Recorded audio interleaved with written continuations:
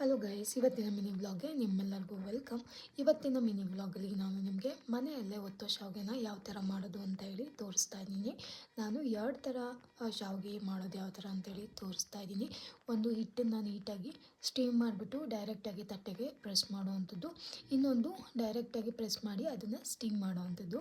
So ತುಂಬಾ ಈಸಿಯಾಗಿರುವಂಥ ಮೆಥಡಲ್ಲಿ ತೋರಿಸ್ತಾ ಇದ್ದೀನಿ.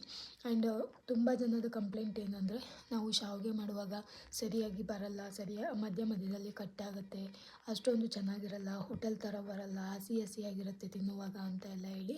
ಬಟ್ ಈ ಮೆಥಡ್ನ ಯೂಸ್ ಮಾಡಿ ನೀವು ಮಾಡಿದ್ರೆ ಖಂಡಿತವಾಗ್ಲೂ ನಿಮ್ಮ ಶಾವಿಗೆ ಹೋಟೆಲ್ ಶಾವಿಗೆಗಿಂತಲೂ ತುಂಬ ಚೆನ್ನಾಗಿ ಬರುತ್ತೆ. ನೀವು ಮನೆಯಲ್ಲೇ ಈ ಶಾವಿಗೆನ ನಿಮಗೆ ಇಷ್ಟ ಆಗಿರೋ ಚಟ್ನಿ ಜೊತೆ ಇಲ್ಲ ಸಾಂಬಾರು ಜೊತೆ, ಕಾಯಿ ಹಾಲು ಜೊತೆ, ಹಬ್ಬಗಳಲ್ಲಿ ಕೂಡ ನೀವು ಮಾಡಿಬಿಟ್ಟು ಇದನ್ನು ಬ್ರೇಕ್ಫಾಸ್ಟ್ ಥರ ಅಥವಾ ಗೆಸ್ಟ್ ಬಂದರೆ ಅವ್ರಿಗೂ ಕೂಡ ಮಾಡಿಬಿಟ್ಟು ಕೊಡ್ಬೋದು. ತುಂಬಾ ಈಸಿಯಾಗಿರುತ್ತೆ, ತುಂಬ ಚೆನ್ನಾಗಿ ಕೂಡ ಮಾಡ್ಬೋದು.